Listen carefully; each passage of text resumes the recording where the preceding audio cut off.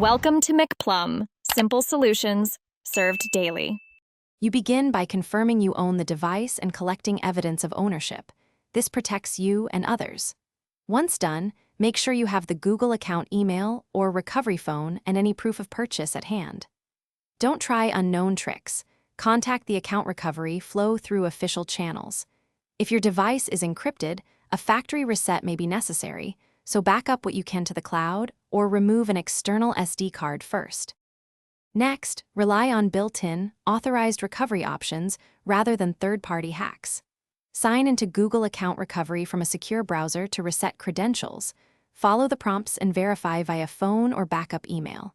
Alternatively, use Find My Device to locate or remotely erase a lost phone if you cannot regain access. If those tools don't help, escalate to the device manufacturer's support team with your documentation. They can guide you through safe, legitimate recovery or warranty options. Finally, if recovery is impossible, perform an authorized factory reset or arrange service through the manufacturer. Remember, this erases local data. Once you regain control, enable two-factor authentication, update recovery contacts, and use a password manager to prevent future lockouts. If something fails, the key troubleshooting move is contacting official support with proof of ownership. Do not use unverified tools. They can validate IMEI, confirm warranty status, and advise next steps without